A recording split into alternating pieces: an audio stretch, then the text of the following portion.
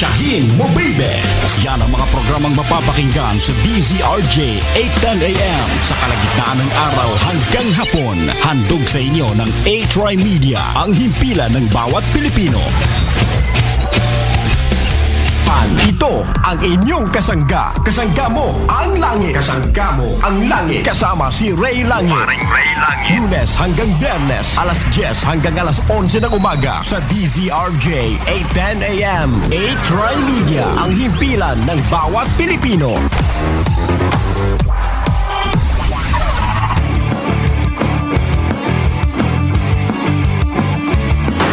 Mga pangunahing balita at impormasyon na dapat ninyong malaman, mga kabulukan, pasisingawin at isisiwalat sa Lapid Fire. Makabuluhan at makatotohanang komentaryo para sa kapakanan ng bayan. Ihahatid sa inyo ni Percy Lapid. Lunes hanggang Biyernes, alas 10:30 hanggang alas 12 ng hating gabi sa Lapid Fire. Samahan si Percy Lapid dito sa DZRJ 8:10 AM. Hatid sa inyo ng A-Try Media, ang himpilan ng bawat Pilipino.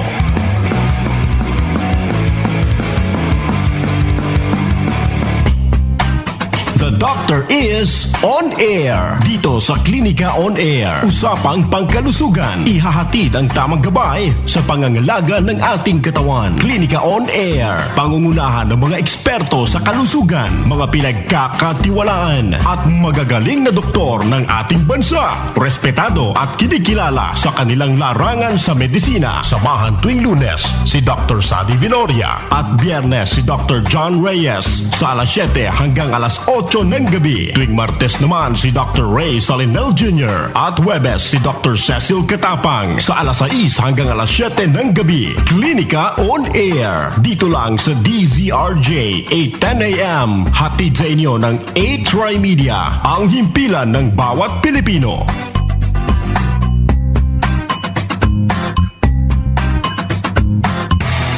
Programang para sa mga makabagong bayani ng bansa. Nagbibigay impormasyon tungkol sa mga OFW sa buong mundo. Atin silang kilalanin dito sa Radio OFW. Kasama sina Hana Senieres, Gemma Gumamela. Makikipagtalakayan sa ating mga kababayang OFW tuwing Lunes hanggang Biyernes. Mula alas 9 hanggang alas 10:30 ng gabi. Radio OFW dito sa DZRJ 8:10 AM. Hatid sa inyo ng A-Try Media, ang himpilan ng bawat Pilipino. This program is brought to you by A-Try Media Pro Incorporated. Mga usaping pang-edukasyon, iba't ibang bagay na karaniwang hindi napapansin, ngunit kailangan sa pang-araw-araw na pamumuhay. Education Radio. Tara na, makipagtalakayan at matuto kasama si Pia Morato. Education Radio, tuwing Sabado alas 9 hanggang alas 10 ng umaga. Dito lang sa DZRJ 8:10 AM. A-Try Media, ang himpilan ng bawat Pilipino. Education Radio, where we deal anything and everything about Philippine radio with our host, Miss Pia Morato. Good morning, Manila. Good morning, Philippines. And good morning, world. Welcome to another episode of Education Radio here on DZRJ. 8:10 AM, the voice of the Philippines, A-Try Media. And I have a very special guest. Now, obviously, our people where we come out on TV are seeing him already.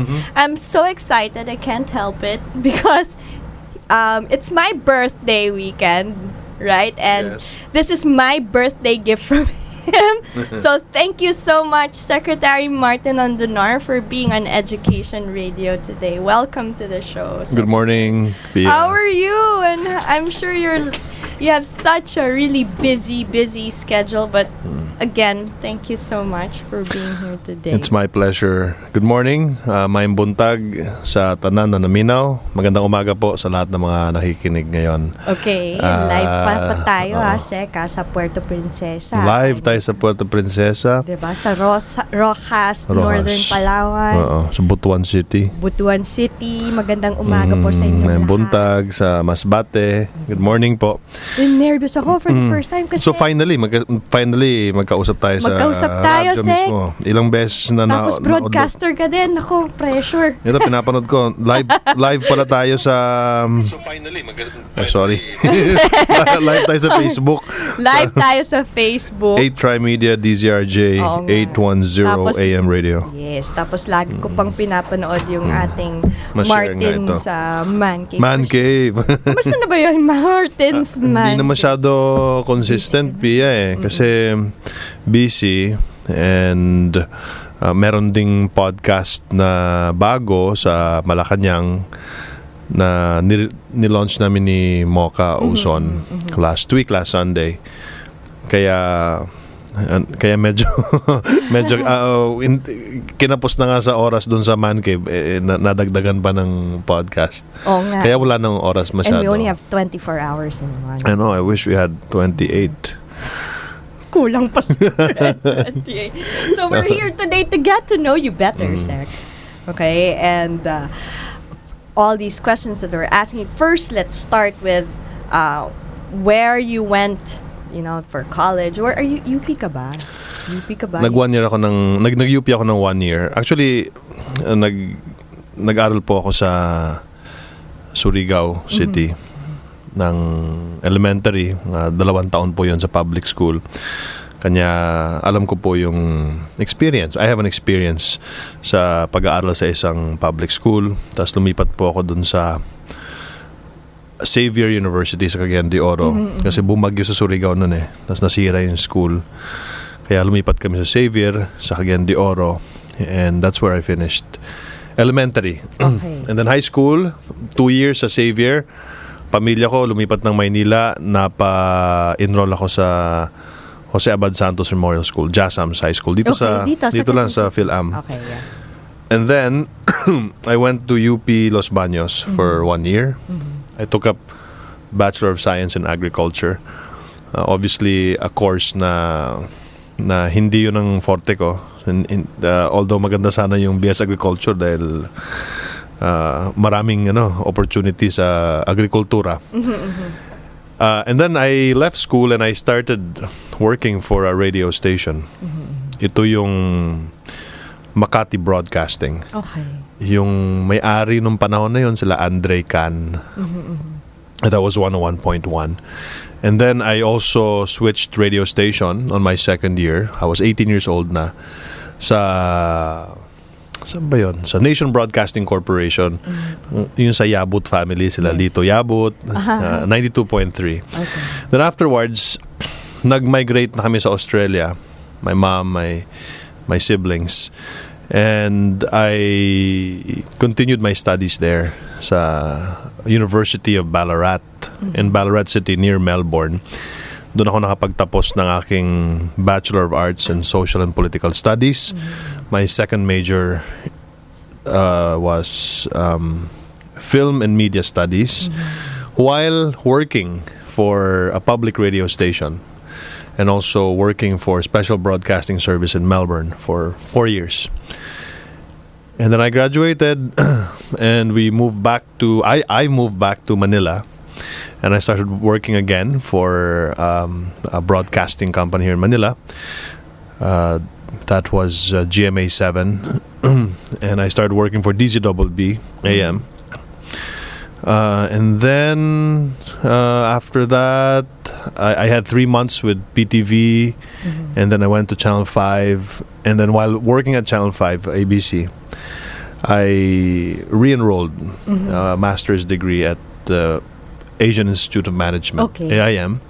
And Oh. doon ko naging teacher AIM din ako, sir. Okay. si Professor Morato. Oh my gosh, Edmo! Okay. Si Ed. Doon ko siya naging professor at he also grilled me. It was scary. I know. I took his course, Sek, and I was scared. the ME. No, management development. Oh yeah, that's But I made it. I made it a very through. difficult course. Yeah. And then, so it was an 18-month course. And after that, a series of further studies, mga mga executive courses. I went to Georgetown University. I went to the Northern Illinois University, a leadership course. Georgetown also for a non-profit organization leadership course. I also went to Harvard. I went to Harvard to study the senior executive fellow. And walang tigil, Pia. Oo nga eh. And we never naman din stop learning, di ba, Sec? It's lifelong. So that was 2007 in AIM, 2008 at Northern Illinois, 2009 at Georgetown, 2010 Harvard. And then I had mga 4 years break from studying. Yeah. Because I was doing the talking that Yes, time. right. Then I went back to National University of Singapore Right. for extensive studies in communication, delivering communication through delivering public policy through communication. Right. But hindi ko pa alam na I will be joining government. I just took the course I wanted to know. And then I also attempted to take up or to finish a PhD in public administration at the University of the Philippines, Diliman. But kulang sa oras. Yeah. Kaya hindi It's not ko too na. late. Pwede pa yan. Sooner or later.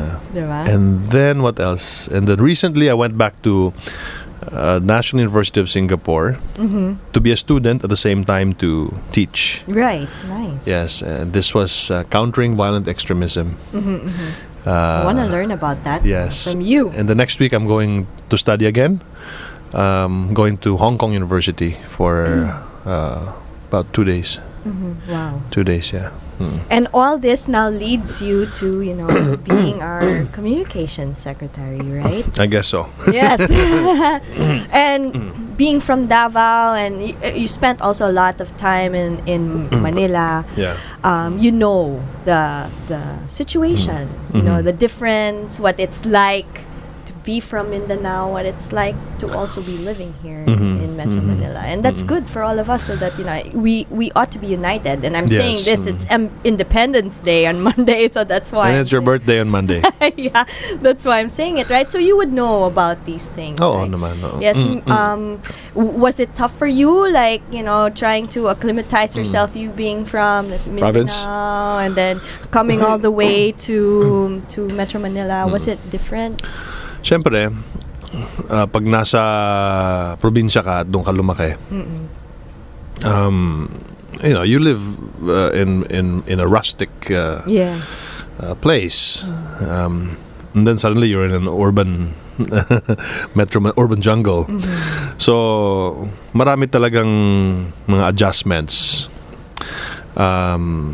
Marami ding siyempre kailangan mo when you leave in Mindanao, leave for Manila, and then suddenly high school ka, tapos marami kang mga high school friends, di ba?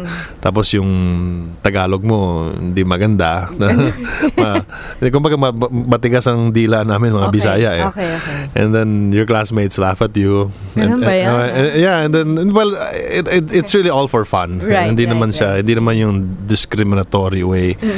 So, and then you're adjusting. So, talagang mahirap. Syempre. But then again, mga classmates ko naman sa Jose Abad Santos Memorial School sa JASAMS ay mga bait naman. Oo, so hindi rin ako pinahirapan masyado. But growing up in Mindanao, marami akong na-experience na mga nakakausap ko na mga mas nakakatanda sa akin na sinasabi na sana magkaroon na tayo ng trend sa Mindanao. Sana wala nang gulo sa area na to sa Mindanao. Food basket pa naman ng Mindanao. Maraming mga angst na ang laki-laki ng ambag natin sa ekonomiya, sa GDP, tapos yung bumabalik sa atin nakakarampot lang kaya hindi tayo maasenso, maraming mahihirap. I lived through that. Yeah. And I've talked to people. My father was leader of Senator Nene Pimentel during that time. So lahat ng mga tinuturo ng PDP Laban. My father was an instructor. Okay. And he was one of the original members of the PDP Laban. And my mother as well. So narinig ko yung mga kwento na mga aspirations. Parang nadadala mo yun. Yeah, I mean aspirations na Mindanaoan. Yeah. So working now, well, with that experience here, working with the president, and actually as a broadcaster, I can relate to the problems of provincianos in general. Kasi whatever we feel in Mindanao and ibang mga probinsya rin sa Luzon na they feel marginalized, and maybe in Visayas. Ganun din naman yan eh. Pinagkaiba yun eh. And it's also easier for me to speak with so many mga Bisaya there is a Manila, mga taxi driver, mga security guard, mga kuwan ka na mga galing sa Mindanao, gikan sa Mindanao na nagtrabaho there. And as a broadcaster also, when I speak to them, nalaman ko kung ano yung buhay nila. Oo nga. So when you're on air, it's very important for you to be able to empathize with people who are listening to you. And the way that helped me in broadcast is also helping me now in government. And it's also easy for me to communicate. I guess easier for me to communicate with the president also because the president is Bisaya. Yeah. Okay. And the people who surround the president are mga Bisaya pod. Bisaya. So it's easier for me. So plus experience in Mindanao. So I totally understand. I totally get the frustrations of Mindanaoans and Bisayans. And I totally understand how the president won the presidency. Yes. It's born out of the frustration of he's from there too, so he also understands just like you, right? Yeah. He grew up that way. It helps when you experience these things. Mas madaling maintindihan. Kaya it's good that it's a very good question that you asked that actually. Na bakit what makes you unique from other I guess press secretaries or I mean I'm not the brightest kid obviously in this room. I don't pretend to be a very intellectual person, but I'm a pragmatist. That's important. Yeah. Keep things real, right? That's and I'm grounded. So, right, that's good. So now that we are hearing all of these new projects that are happening, like Dutertenomics, right? And you, of course, like you said, like your background also, you wanted to be able to communicate through public policy, and that's exactly, what your position as secretary has. Yes. You need to be able to communicate these kailangan kasi things. maintindihan Pia ng mga kababayan natin. Ano ba talaga ang trabaho ng Presidential Communications Operations Office? Maraming trabaho yan. Pwede ka maging spokesman. You speak on behalf of the president. Pwede ka ring maging operations guy who can run the media operations of the palace. And we must also understand that thirdly, why do we need a spokesperson? Why do we need an operations guy? We need these two people in order for us para ma-explain po natin sa publiko yung mga ginagawa ng ating Pangulo. Pag sinasabing ginagawa, hindi lang yung pangasalita ang Pangulo, but the public policy, yung polisiya ng Pangulo ay maitawid natin sa mamayan para maintindihan nila kung anong ibig sabihin nito. Now, you have the presidential spokesperson who speaks directly to you guys, mass media, private media. And you also have the second division, which is the government media. Okay? Now, my job is to be able to do that sa government media. Now, ang problema natin dito, Pia, is government media is not as strong as it should be. Okay. For example, Philippine News Agency. Wala na nagbabasa ng PNA dati. Pumasok kami sa PNA, dito sa trabaho to, ni walang Facebook page ang PNA. Number 2, pumasok kami sa PNA, yung website na ginagamit ng PNA ay 1993 pa. Ano na ngayon, 2017. So it was never touched. Pumasok sa PNA at nakita ko na yung mga tao kulang sa training. Walang kulang sa camera, kulang sa recorder, kulang sa computer. As in, dilapidated. Talaga. So, equipment-wise, manpower-wise, morale was low. And what is PNA? Magtatanong mga kababayan natin. Ang PNA po ay Philippine News Agency. Ano po ang Philippine News Agency? Ito po ang Newswire Agency ng Pilipinas, ng bansa natin. Kung meron pong Reuters, kung meron pong Associated Press, kung meron pong Agence France Press, kung meron pong Xinhua News Agency, ang ibang mga bansa, China, meron po tayong Philippine News Agency. Now, PNA is supposed to address all of the communications of government and the Philippines in its entirety to the public, internationally. Right. So, inayos natin yan. Ngayon may nagbabasa na ng PNA. Ngayon meron ng Facebook page ng PNA. Bago na yung website ng PNA. Meron na tayong application na PNA. Ang Facebook natin, from 0 to 21,000 now, I think, 21,000 na. We already have reached our reach in the Facebook page of PNA goes to about 1.3 million a week from zero. From zero. Yeah, so 1.3 million, okay? So that's one. Malapit na yung PNA magkaroon ng sariling studio na newscast. So PNA will now be broadcasting a news service, a newscast to the entire world, to the entire Philippines using the PTV digital channel and Facebook page. Malapit na yan. So, abangan niyo mga kapatid. Number 2, PTV4. Yung PTV, nung pumasok po tayo, it was broadcasting in for 20 to 25,000 watts transmission. Ngayon po, nung pagpasok natin, inayos natin yung transmitter. We are now broadcasting at 55,000 watts.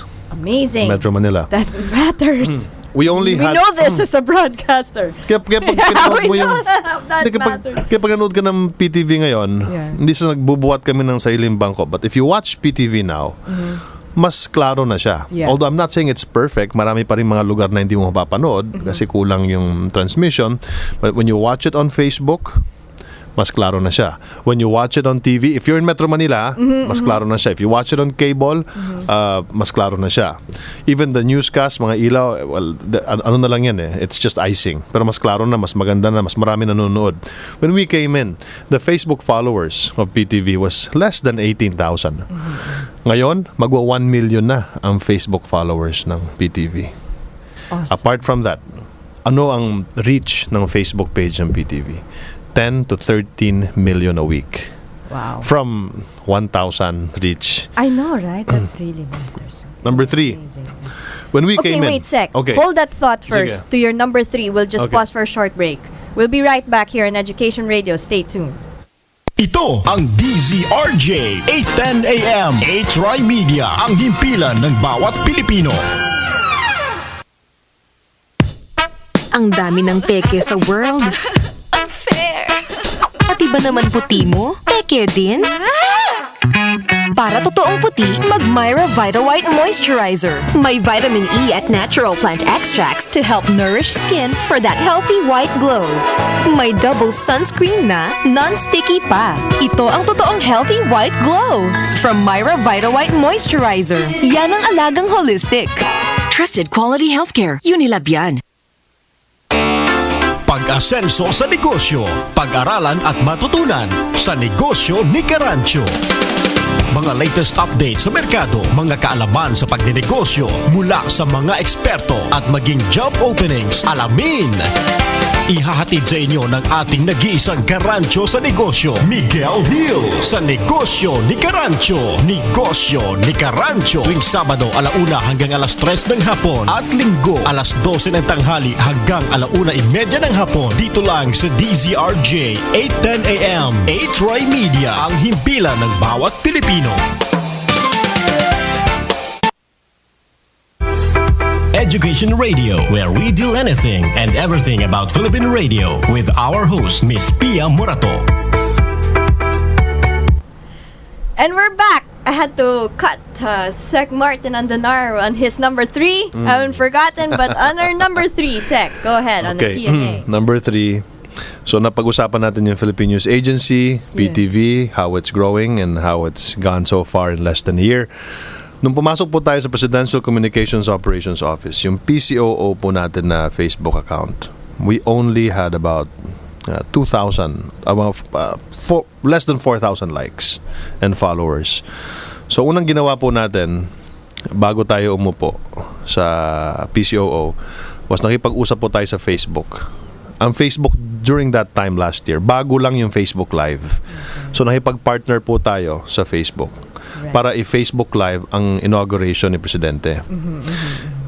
After that, tuloy-tuloy na. Halos lahat ng speeches si Presidente naka-Facebook Live. Na wala po ito noon nung mga nakarang administrasyon. Ngayon, we are very transparent. Yeah. From less than 4,000 likes, we already have more than 1 million followers.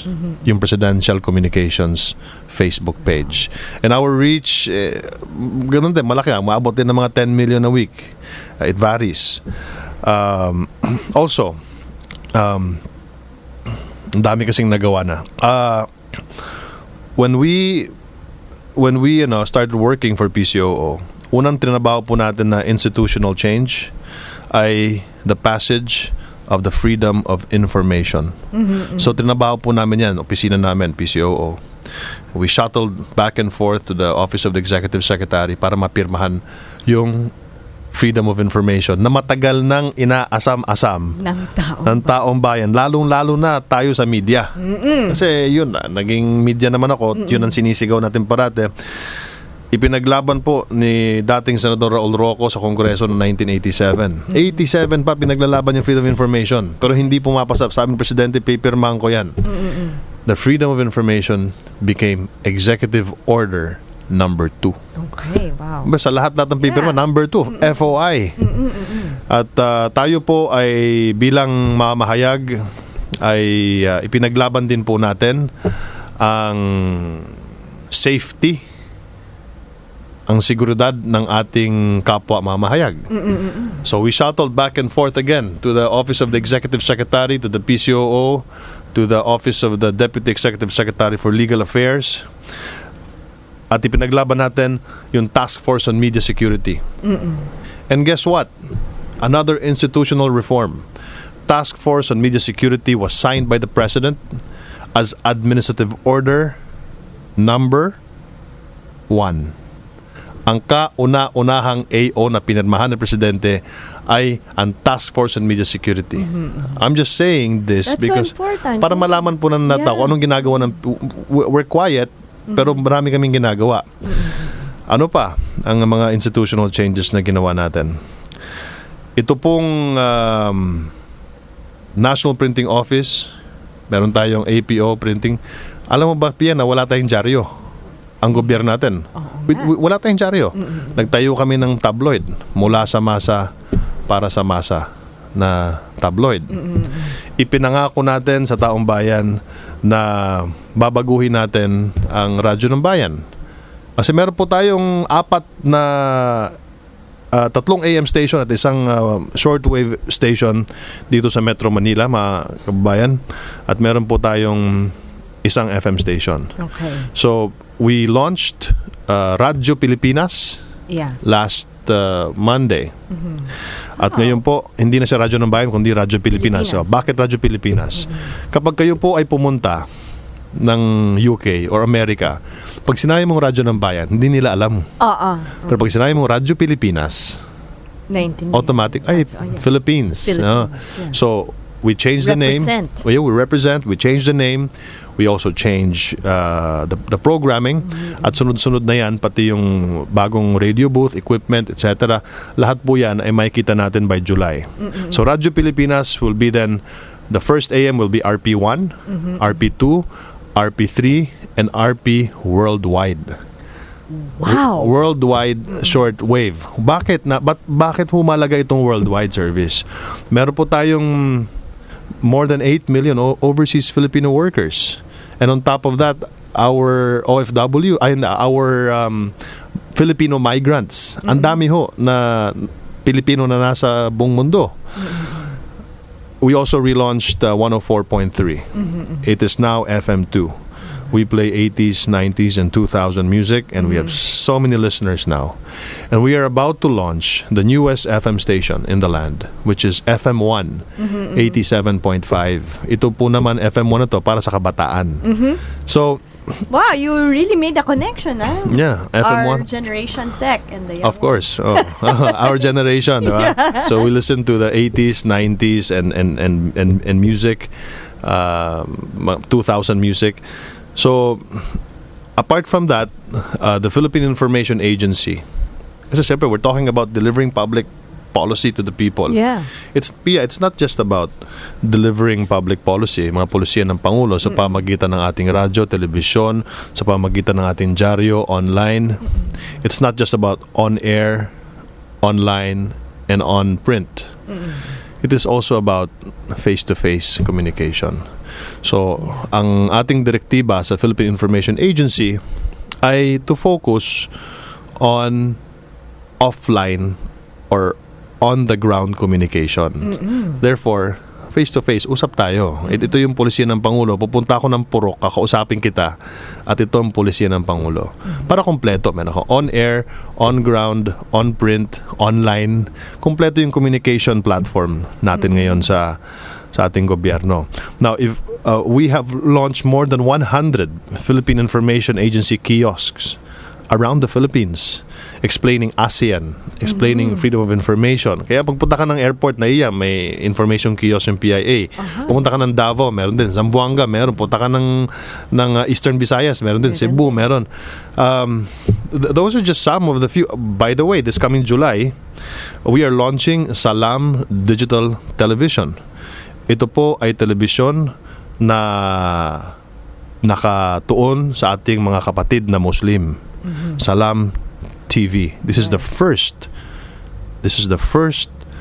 venture of Philippine government to a broadcasting channel na dedicated to our marginalized brothers and sisters in the South. Imagine, ang tagal-tagal nitong problema. This is so important. Diba? Yes. Kung gusto po nating manalo sa dito sa gera sa Marawi o dito po sa Holosulu para makausap po natin yung ating if we want to win the hearts and minds, Yeah. it's not just about combat. Yes. No? Kailangan communication. Correct. So asahan nyo po na ako at si Secretary Del Lorenzana, ang PCOO at ang DND ay nagtatrabaho na po ngayon para itayo ang kauna-unahang Salam Television free-to-air sa Holosulu. Wow. Nasa bidding process na po yan ng DND. Itong pinag-uusapan natin. Pero sa July, yung digital TV ay magbubukas na. Ito yung Salam TV.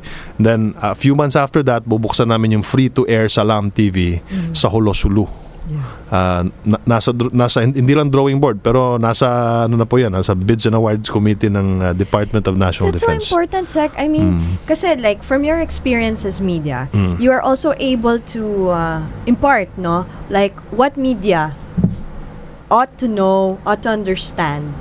At the same time, what people who are non-media out there listening to us, what they also want to know and to understand. So you're in both.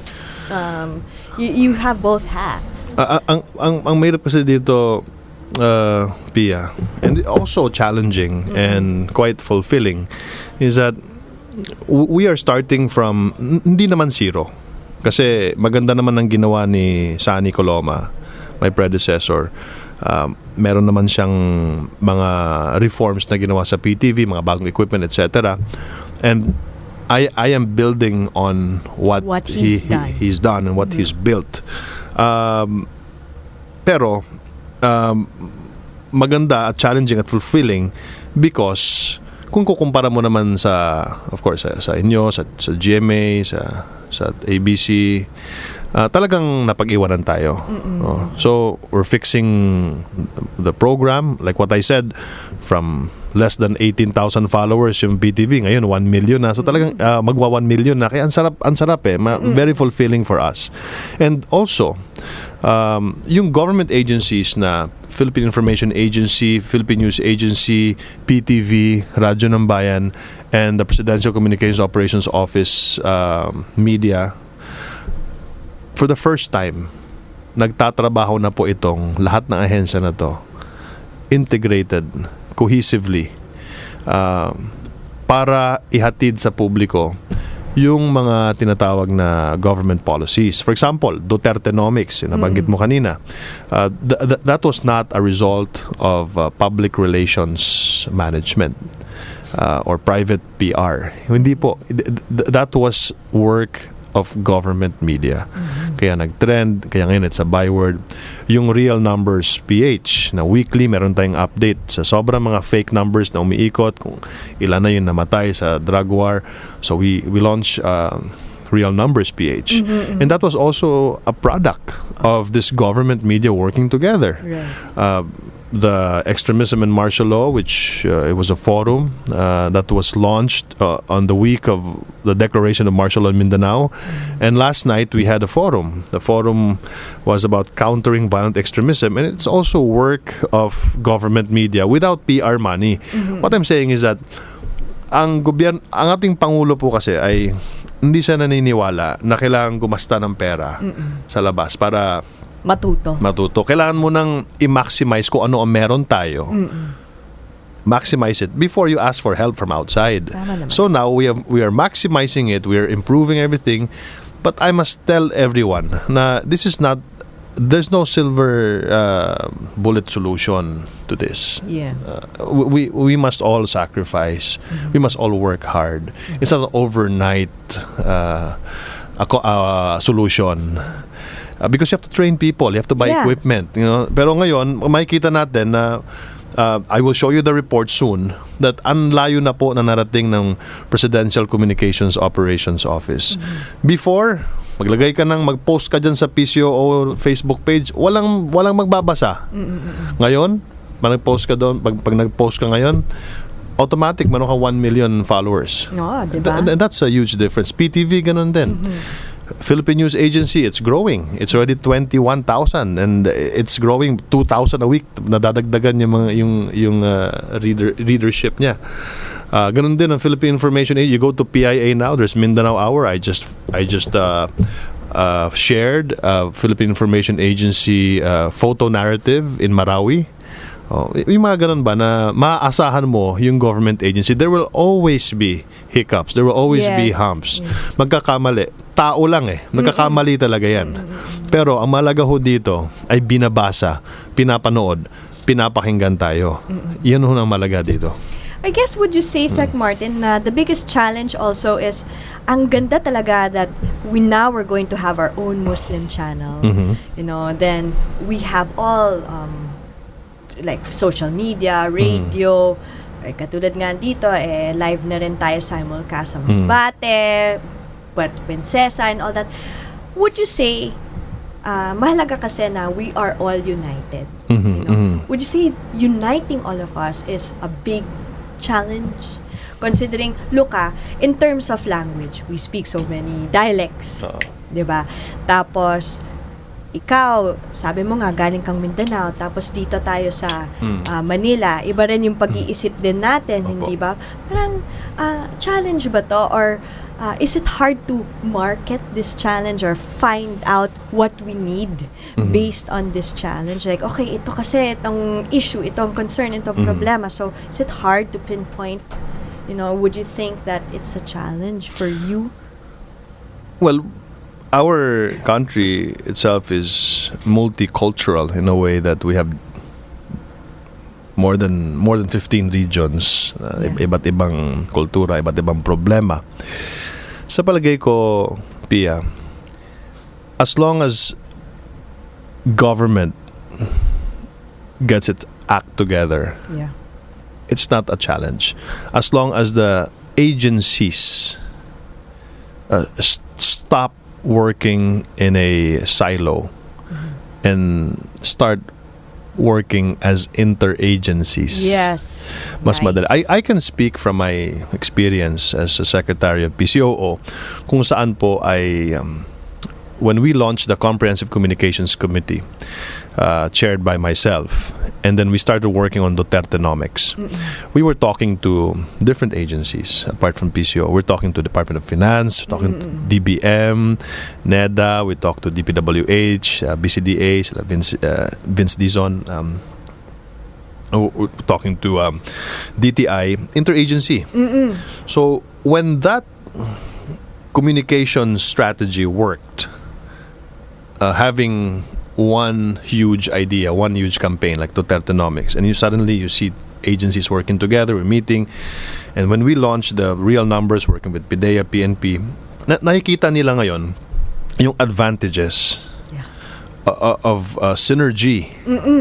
And then, believe it or not, but ngayon we are already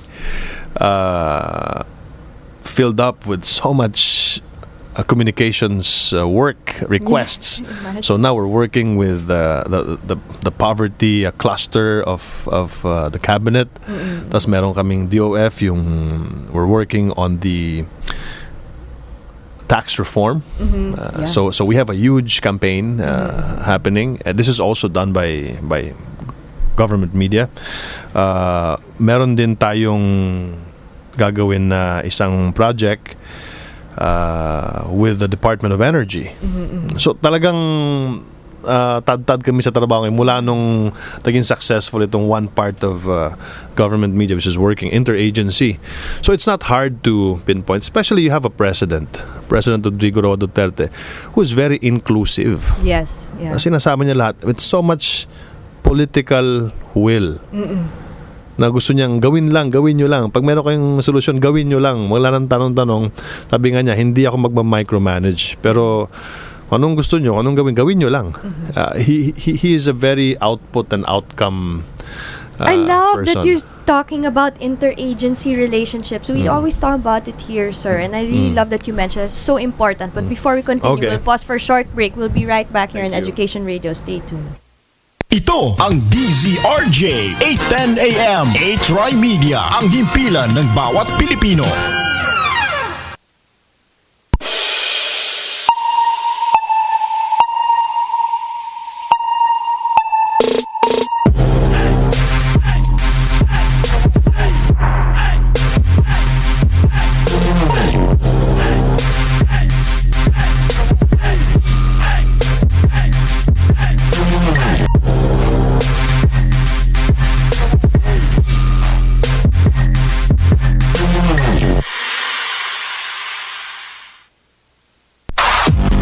Ang sandigan ng mga nangangailangan, tiwala sa kabataan, karamay sa pagbabagong buhay. Sa anumang laban, ito ang inyong kasangga. Kasangga mo ang langit. Kasangga mo ang langit. Kasama si Ray Langit.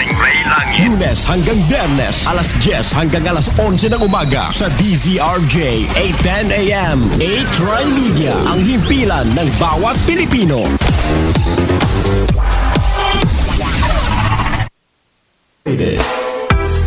Education Radio, where we deal anything and everything about Philippine radio with our host, Miss Pia Morato. Good morning, and we're back here in Education Radio with Secretary Martin Andanar. So, Sec, I love that you talk about interagency relationship. I said, I'm saying it again because we always talk about it here. Also, and kailangan talaga maintindihan ng tao na all of you, all these agencies in government are related. You have your work to do, but you affect one another somewhat. And you Yes. spoke about synergy. That's so important also. Please, Sec, emphasize further because as media, it's your job to really put it out there. What's happening? And you said we paused for a short break. We paused that the president being very inclusive. This is part of your campaign too, I'm sure. Kasi napansin ko kasi, Pia, na dahil hindi masyado malakas ang interagency relationship, in a way that we all work together, kailangan merong merong certain glue that would put us together. And I noticed that in the cabinet clusters, kung meron mang isang organization na halos nandun sa lahat ng cluster, ito yung PCOO. Now, understandably, because of communications, kailangan ng communications. Now, how can we help an agency kung mahina yung aming sariling communication platform? So we had to strengthen that. So now that it's a little bit strong compared to what it was before, manpower and equipment-wise, and organizationally and planning-wise, solid na siya.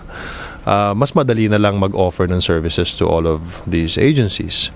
Ang pansin ko lang is that every time we have an interagency meeting for a specific communications program, for example, yung kagabi, which was Defend Republic Countering Violent Extremism, ang sarap magtrabaho kasi, and then you find out na, wow, we have so much wealth of public servants who are really capable. And kumbaga kung pagdating sa countering violent extremism, yun lang talaga yung expertise sila, talagang nandun, and they're so passionate about it. And if you bring it out in the media, if you bring it out on TV, on social media, you learn so much. Parang ang daming masasabi, ang daming maitutulong sana, pero because hindi tayo magkaisa in terms of communication, nasasayang yung message. For example, I'll give you an example. PTV will be digital. We have 3 sub-channels for PTV. Okay, so we have the main channel, which is the HD, and 3 sub-channels. In one channel, I am pushing for an education channel. Yes. Now, Woohoo! it's as simple as this. We have a digital channel. We have a digital box, a digibox. Parang sa ABS-CBN may box sila, di ba? And then, dun sa box na yon, meron kang PTV HD and meron kang 3 sub-channels. One channel will be education. Now, kung lahat ng mga public schools may HD box, they can watch the education channel na government owned. And then from the educational channel, meron kang programming doon na maglalagay ka ng the best, the brightest math tutor who's teaching this mathematics, algebra, etc. In their dialect, or maybe in their Tagalog. In Tagalog, pero magaling. As in the best in the Philippines. As in Philippine Science High School. Wow. Klase. And then you also have the best science teacher, the best chemistry teacher, the best Spanish teacher, the best English teacher. Yeah. Tutorial ba? Tutorial. And then libre, digital channel given by government. So automatic now, because PTV offers a digital channel for education, pwede na mag-broadcast yung Department of Education ng ganitong klaseng programa. So even if you are living in the far-flung municipality of Abad Santos, for example, in Siargao, a barangay there, and you want the best education, of course, if you're a parent, you just want the best education for your child. Of course, yeah. And my mom would always tell me kahit nag-aaral ka sa public school, anak, sabi niya, bibigyan kita ng tutor. Kasi pag may tutor ka, siguradong mas maganda yung performance mo. And true enough, nag-honor ako nung nasa public school ako. And I was able to get into a private school because I had a tutor. So, hindi naman lahat ng tao nakaka-afford ng tutor, Pia. But what if government offers it on television? I know that Secretary Jesly Lapus before had this in mind. He had this in mind. So I was talking to him about it. I said, okay, magagawa na natin. We will do it, sir. We have the political will to do it. We have technology that will help us. And it's not only available, it will not only be available on a PTV digital channel, but we will stream it on Facebook. Yes. And meron kang schedule doon. So you can't go wrong. Right. And that will surely help, especially like in DepEd, they have that alternative. They will learning. love me in DepEd. They will. They will. Sec Briannas, I'm sure she's listening too. And good morning, Sec Jesly Lapos, my former boss. He's brilliant. So I love this idea. This Diba? is awesome. O kasi technology has led us to make this effort possible. Imagine a Department of Agriculture having its own channel also, or programming on the same channel. Now, since wala namang budget ang PCOO, I will just ask for DepEd or D8. Sabihin ko, I cannot give our classrooms the black box. Yeah. Kayo na magbigay. I'll give you the channel, kayo magbigay sa kanila. And I'm sure government will give it to them. DepEd will give it to the classrooms. Right. Now, if you can afford the black box, you can buy it for maybe a discounted price. Then or if kasi alam mo sa BBC ang ginagawa nila sa UK. If you buy a television, merong certain percentage ng tax na sa TV na napupunta sa BBC. So what we can also do is talk to DOF. Sabi ko, pag bumili sila ng black box, yung mga kababayan natin, tax deductible. Pwedeng ganun, di ba? So maraming ideas how to do that. Galing naman. Yeah. So maraming mga pwedeng may offer ang government or PCOO for that matter. Yeah. Para matulungan yung mga kabayan natin. And now we have the Philippine News Agency, which I'm so excited about. You know, and considering like this is stepping into the whole international platform, Sec Martin. Yes. I mean, we're making ourselves, well, through you, thanks so much. Well, through and the of course the president. president, right? Thank you, President Rodrigo Roa Duterte. We're making ourselves known more in the international platform. I hope that a lot of our kababayans will look and watch, right, and get the information that they need, because all of these things have been passed. FOI has been passed, and we really want to support this whole agenda also of trying to show what has been done in the past, the good things, right, that have also been done in the past, because President Duterte is also continuing that, right, and moving along forward with this new agenda, attaching to it the Dutertenomics. So, sir, last message to everybody in terms of communications and, of course, in our current administration. I'd like to thank you, Pia, for inviting me here in your radio show, you, sir, to be able to explain to the people kung anong ginagawa po natin sa PCOO, at nais ko lang pong kumbidahin ng mga kababayan na suportahan po natin itong DZRJ, A-Try Media, dahil maganda po ang kanilang programming dito, quality programming. At the same time, kung pwede po, suportahan nyo rin po ang inyong sariling TV station, PTV, soon, and that's about a week from now, or 10 days from now, ay ilo-launch na po namin yung PTV Davao. Tapos na po yung PTV Davao. So Davao will now have its own TV station. And once we've launched that, susunod po dyan yung launching ng Bisaya Newscast.